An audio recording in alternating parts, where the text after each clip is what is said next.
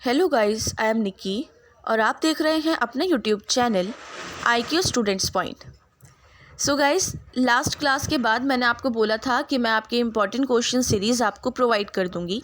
सो इसके अंदर जो हमारे मोस्ट इम्पॉर्टेंट क्वेश्चंस हैं जिनका आना कंपलसरी देखा जाता है और जिसमें से क्वेश्चन थोड़ा सा घुमा फिरा कर भी दे दिया जाता है, तो वो क्वेश्चंस मैंने आप लोगों को प्रोवाइड कर दिए हैं। ठीक है, इसके साथ साथ मैं आपको आंसर भी बताती जाऊंगी, तो आप लोग आंसर भी ध्यान से सुनिएगा कि ठीक है, निक्की मैम ने क्वेश्चन के साथ आंसर भी हमको बता दिए हैं। So let's start. सबसे पहला क्वेश्चन है, व्हाट अबाउट वुमेन्स एम्पावरमेंट।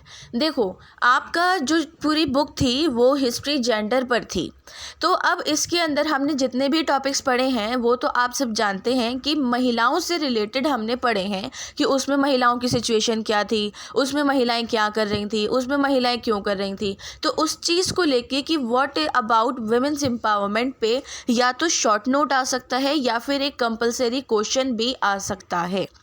क्यों? क्योंकि इस टाइम पर जैसे विमेन एम्पावरमेंट वाला जो टॉपिक है थोड़ा ज़्यादा चलता है, हर जगह चल रहा है, तो इस क्वेश्चन को देखा जाता है कि ये आ सकता है। ठीक है, तो विमेन एम्पावरमेंट, महिला सशक्तिकरण के बारे में आप क्या समझते हैं, आपको वो लिखना है। ठीक है, कुछ पॉइंट जस्ट लाइक एग्जांपल कि वो इंडिपेंडेंट हो जाती हैं, उनको फ्रीडम मिल जाती है, उनको अपनी मर्ज़ी से ज़िंदगी जीने का मौका मिलता है। या फिर जैसे विमेंस के लिए आप एग्जांपल में रिसेंट प्रेसिडेंट जो है हमारी द्रौपदी मुर्मू, उनका भी एग्जांपल दे सकते हैं। First prime minister of India Indira Gandhi रह चुकी हैं, उनका एग्जांपल दे सकते हैं। फर्स्ट माउंट एवरेस्ट पर चढ़ने वाली लेडी बचेंद्री पॉल का एग्जाम्पल दे सकते हैं। ठीक है, कल्पना चावला का दे सकते हैं। तो ये सारी चीज़ें एग्जाम्पल देने से ये होता है कि टीचर को ये पता लगेगा कि बच्चे की जो जनरल नॉलेज है वो काफ़ी अच्छी है, बच्चे को समझ आया है कि हाँ, उसको क्वेश्चन में क्या पूछा गया है और वो सही सही क्या चीज़ बता रहा है। ठीक है, और फिर जब आप जो नाम मैंने आपको बताए हैं वो नाम जब मेंशन करोगे, तो वो नाम मेंशन करने से भी ये चीज़ जाहिर होगी कि बच्चे के करंट अफेयर्स के रिगार्डिंग, न्यूज़ के रिगार्डिंग काफ़ी अच्छी नॉलेज है।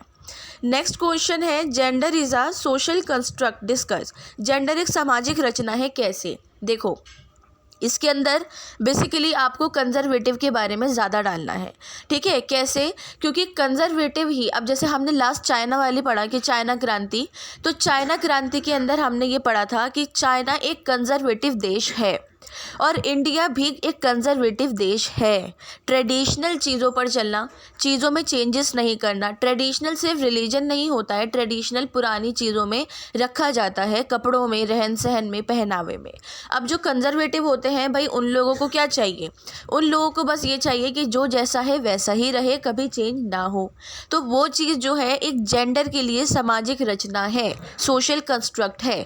ठीक है, उसके बाद आपको फिर ये बताने हैं, थोड़ा बहुत आपको ये कंजर्वेटिव रूढ़िवादी बताने के बाद आपको डालना है क्या, आगे का मॉडर्न टाइम का, कि अब जैसे कंजर्वेटिव लोग ये सब सोचते हैं, तो भाई सीधी बात है कि ऐसा नहीं सोचना चाहिए।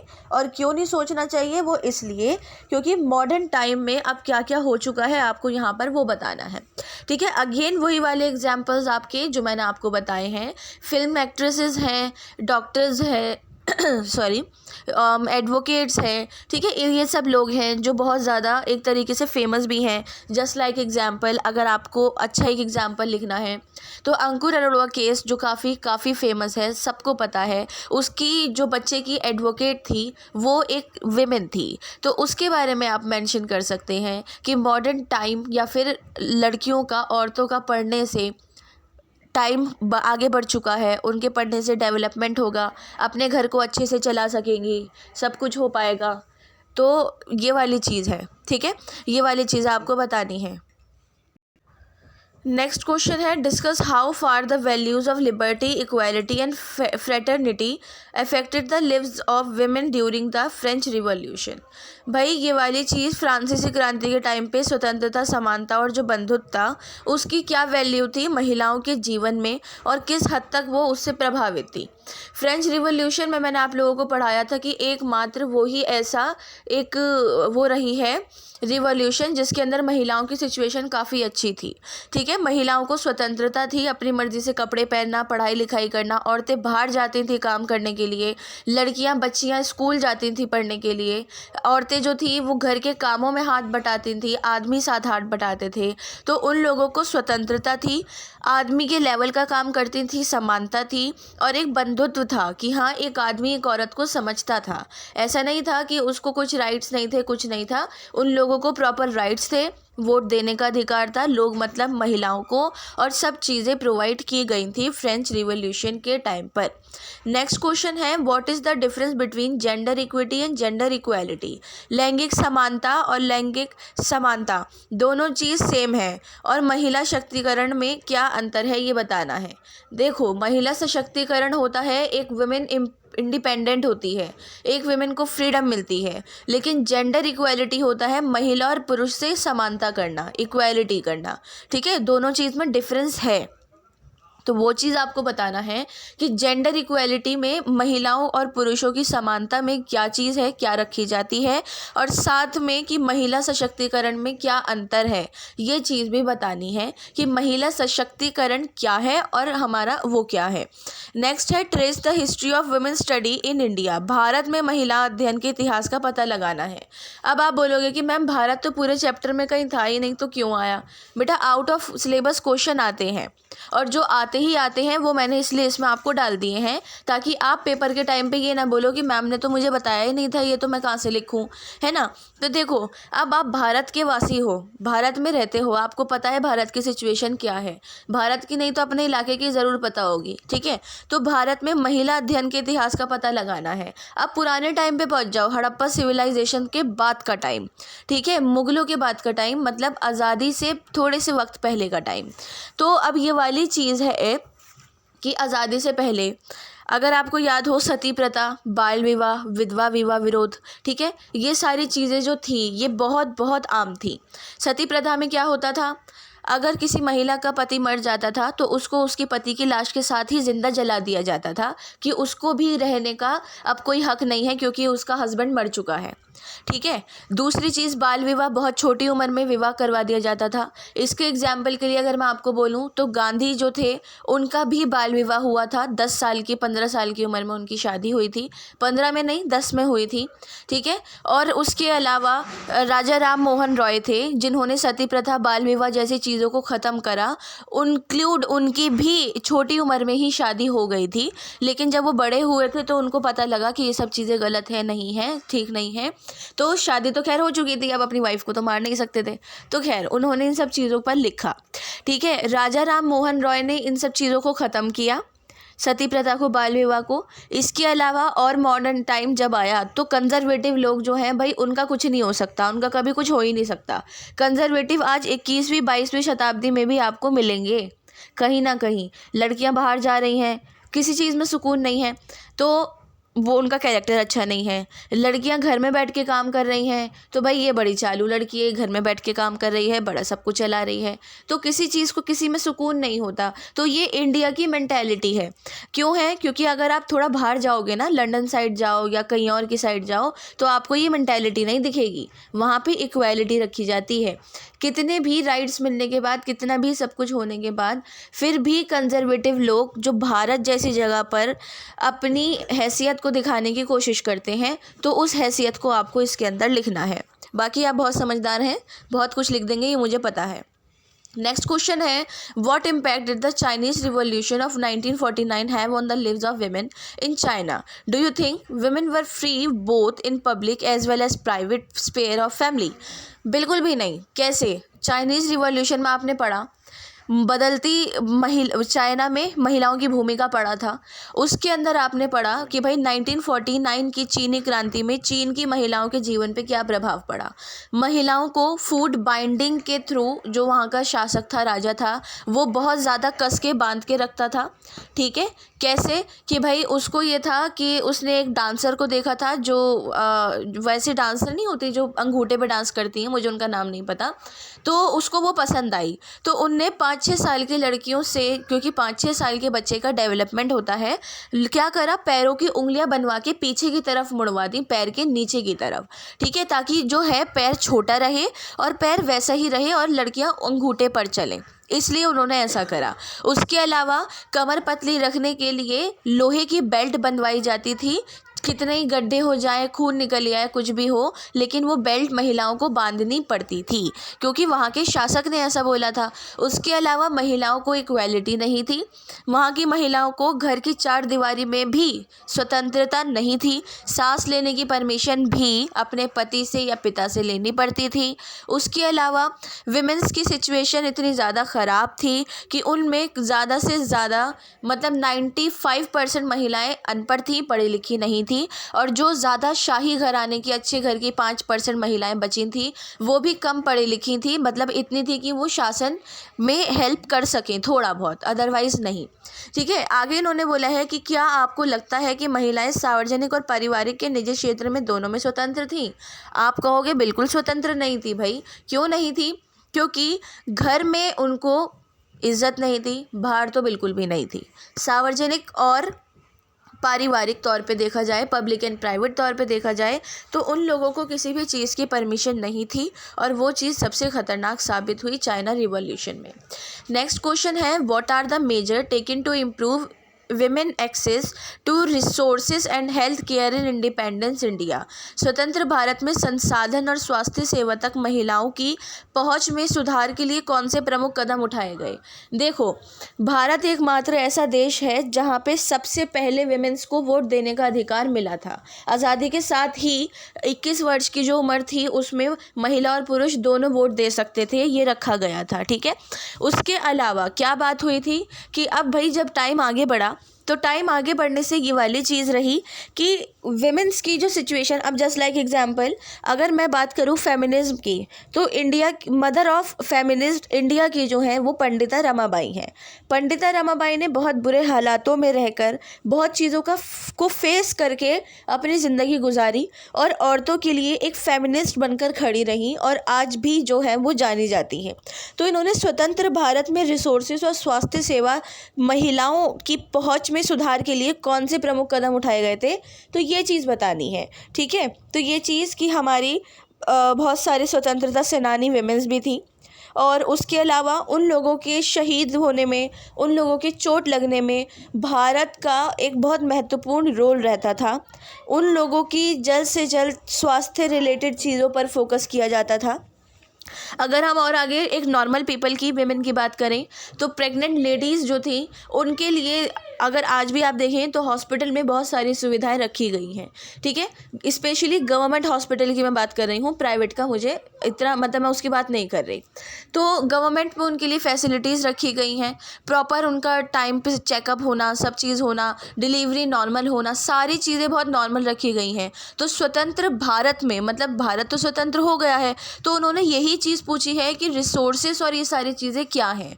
तो यही है कि फर्स्ट ऑफ ऑल कि हमारी लेडी डॉक्टर्स हैं, लेडी एडवोकेट्स हैं, लेडी पुलिस हैं, कोई एक्सीडेंट केस में, किसी केस में उनके स्वास्थ्य से रिलेटेड चीज़ों का ध्यान रखा जाता है।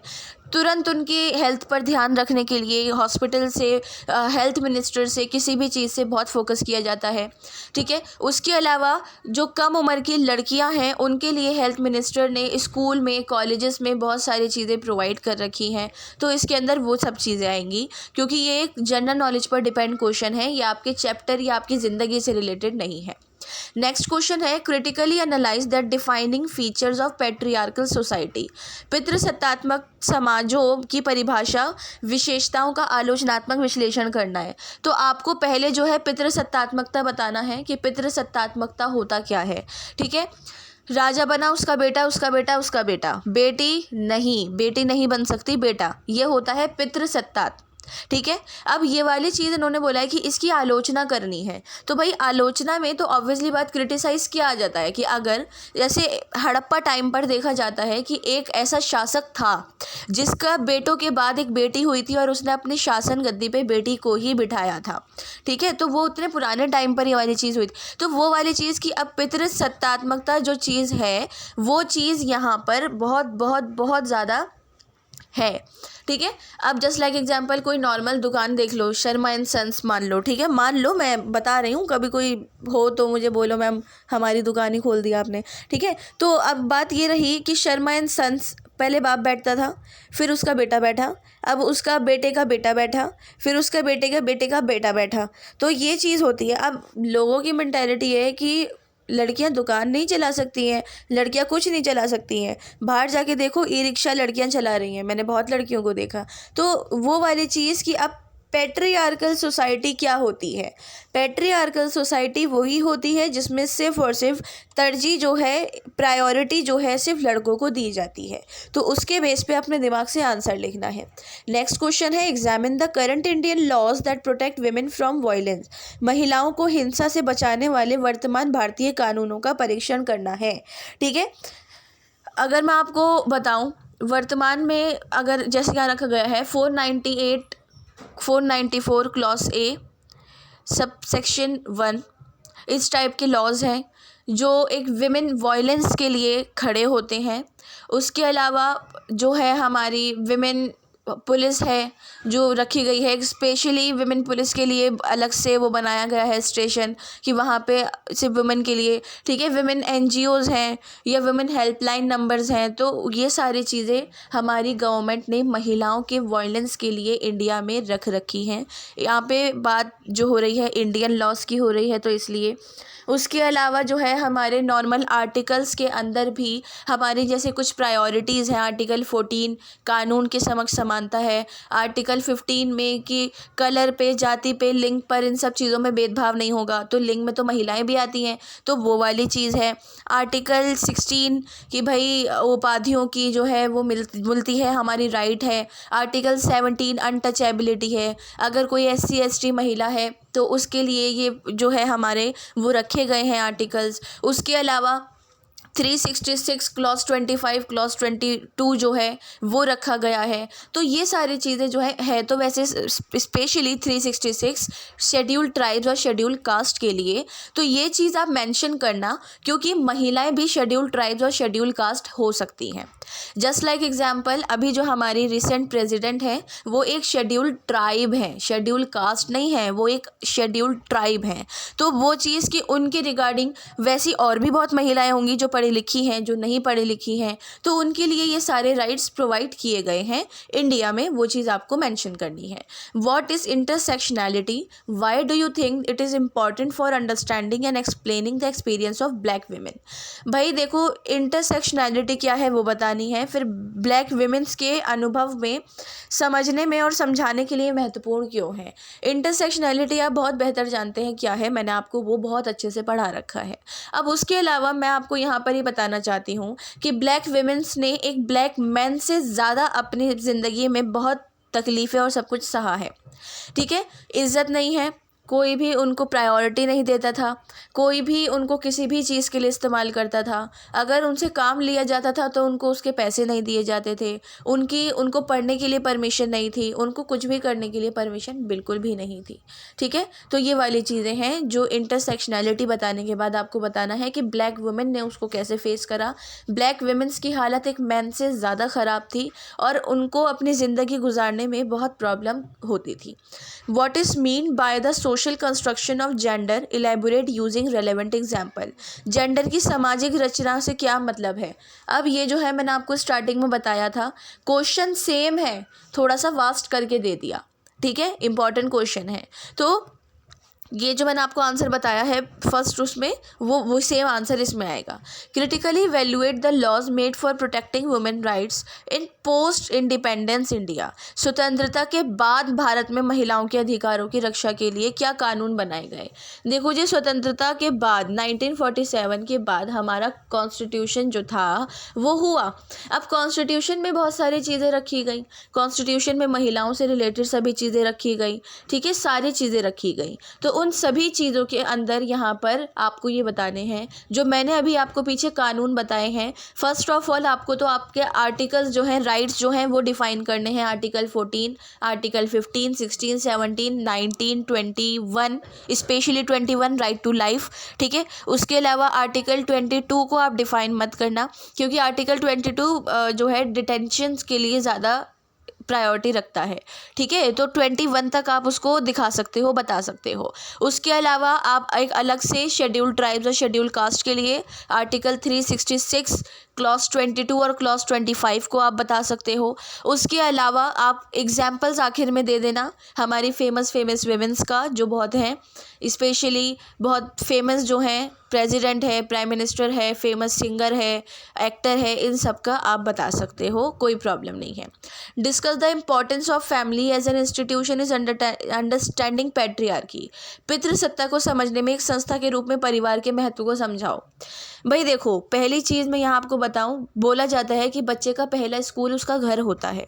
तो घर में उसको जो सिखाया जाता है वो बाहर भी उसी चीज़ को देखता है और समझने की कोशिश करता है, ठीक है। अब ये वाली चीज़ है कि कुछ घरों में बताया जाता है कि ये बेटी है और ये बेटा है, ठीक है। अब लेकिन कुछ घरों में नहीं बताया जाता। स्पेशली अगर मैं आपको एग्जांपल दूं तो मेरे घर में मुझे कभी ये बताया नहीं गया कि मेरे भाई हैं या मेरी बहन है, कोई है, हम सबको एक इक्वालिटी के रूप में रखा गया कि हाँ, जो बेटा करेगा वो बेटी भी करेगी। ऐसा नहीं है जो बेटा करेगा वो बेटियाँ नहीं करेगी। तो ये इक्वालिटी आज के टाइम पर कुछ कंजर्वेटिव घरानों को छोड़कर बहुत घरों में है। अब वो चीज़ की पितृसत्तात्मकता को समझने में घर परिवार का क्या रोल रहता है। अगर आप अपने बच्चों को सिखाते हो ये आपका भाई है, आपका भाई है, हर जगह इसके आपके साथ ये जाएगा। आप भाई को समझाते हो ये लड़की है, बेटी बहन है तुम्हारी, ये कहीं नहीं जा सकती, अच्छे कपड़े नहीं पहन सकती है, तुम्हें भाई को रोना नहीं है, तुम लड़के हो, तुम पिंक कपड़े नहीं पहनोगे, तुम लड़के हो।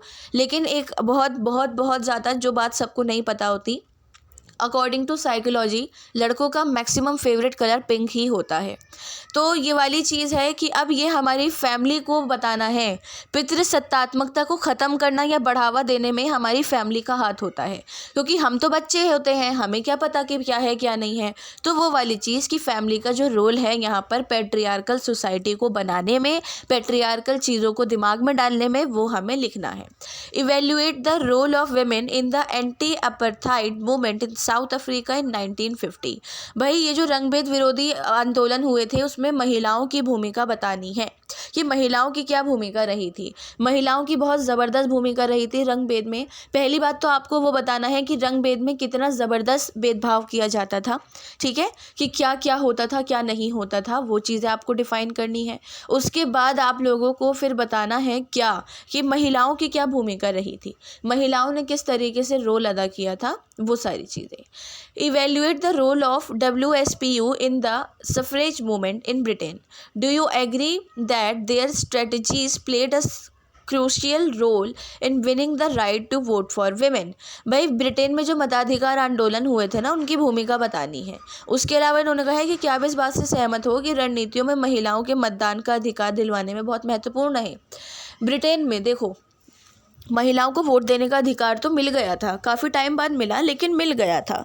तो पहली बात तो महिलाओं के मताधिकार आंदोलन में WPSU का क्या योगदान था वो आपको यहाँ पर मेंशन करना है। वो मैंने आपको बहुत ज़्यादा अच्छे से पढ़ा रखा है, प्लीज़ मुझे निराशा मत करना बस। नेक्स्ट है discuss how representation of women in French political print changes during the French revolution and how far does that help us to understand the politics of gender. फ्रांसीसी क्रांति के दौरान फ्रांसीसी राजनीति प्रिंट में महिलाओं के रिप्रेजेंटेशन को बताना है, ठीक है। देखो फ्रेंच रिवॉल्यूशन में आपको पता है कि महिलाओं की भूमिका काफ़ी अच्छी थी, उसमें कोई दो राय नहीं है, वो बात ठीक है, ठीक है। उस चीज़ के बाद आपको ये बताना है कि लिंग की राजनीति को समझने में हमें कितनी मदद मिलती है। अब जैसे आपको अगर याद हो तो बहुत सारे लोगों ने इस चीज़ को पर आपत्ति जताई थी कि महिलाएं राजनीति में अंदर आएंगी, ऐसा तो हो ही नहीं सकता। क्यों नहीं? क्योंकि महिलाएं, उन्होंने कहा कि महिला बहुत सॉफ्ट हार्टेड पर्सन होती है, पॉलिटिक्स में आने के बाद वो एक बहुत सख्त दिल बन जाएगी, इसलिए उसको घर तक ही सीमित रखो, उसको पॉलिटिक्स में मत आने दो, ठीक है। ये वाली बात रखी गई थी, तो इस चीज़ को ही आपको थोड़ा सा डिफाइन करना है। नेक्स्ट है define the term patriarchy, discuss the way in which the feminist scholarship understood patriarchy and gender. पितृसत्ता को बताना है, ये आपके यूनिट फर्स्ट से क्वेश्चन है। यूनिट फर्स्ट का स्टार्टिंग का जितना मैंने आपको पढ़ा रखा है इसके अंदर सब कुछ लिखा जाएगा, उसको परिभाषित करना है। नारीवादी विद्वता ने पितृसत्ता और जेंडर को किस प्रकार एक तरीके से बताया है, ठीक है। अब आपको एग्जाम्पल मैं यहाँ पर बताऊँ कि हमारे नारीवादियों ने क्या बोला था। नारीवादियों ने ये बोला था कि भाई जेंडर और पितृसत्ता एक बहुत बड़ा टॉपिक है। जो हमारी एक फिलोसफर थी, उनका नाम आप अगेन जाकर देखना, जो मैंने आपको पढ़ा रखा है, मुझे उनका नाम याद नहीं आ रहा। तो उन्होंने सबसे पहले अपनी बुक में ये क्वेश्चन रखा था कि क्यों महिलाओं और पुरुषों में भेदभाव किए जाते हैं, क्यों महिलाओं और पुरुषों को ऊपर नीचे रखा जाता है, क्यों महिलाओं को घर के काम के लिए और पुरुषों को बाहर के काम के लिए रखा जाता है। तो इस टाइप के क्वेश्चंस उन्होंने किए हैं, ठीक है। तो इस टाइप के क्वेश्चंस का जो आंसर है वो किसी ने दिया तो नहीं, लेकिन उन्होंने अपनी बुक के अंदर इस टाइप के क्वेश्चंस कर रखे हैं। नेक्स्ट है discuss the importance of the women questions in the rise of the communist party in the early 20th century in China. भाई चाइना के 20वीं सदी की शुरुआत में जो कम्युनिस्ट पार्टी का उदय हुआ था, उसमें महिला प्रश्न के महत्व पर चर्चा करनी है। देखो महिलाओं की सिचुएशन चाइना में क्या थी वो मैंने आपको स्टार्टिंग में बता दी, क्लास में भी बताई है। तो वो चीज़ आपको बहुत ही ज़्यादा इम्पॉर्टेंट तरीके से लिखनी है कि महिलाओं के प्रश्न पर क्या सवाल उठे। ये महिलाएं पॉलिटिक्स में शामिल होंगी? बिल्कुल भी नहीं हो सकती। महिलाओं का ये काम ही नहीं है। महिलाओं का काम है घर में रह के कामकाज करना, सफाई करना, खाना बनाना, दैट्स इट। इसके अलावा और कुछ काम नहीं है।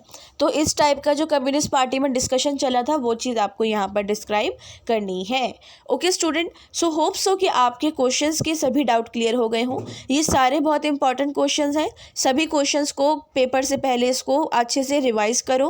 होप सो कि आपकी प्रिपरेशन बहुत अच्छे से हो चुकी हो, ठीक है। लेकिन फिर भी कोई आपके पास डाउट आ रहा है तो आप मुझसे कमेंट बॉक्स या टेलीग्राम चैनल पे पूछ सकते हैं। So thanks for the watching and best of luck all.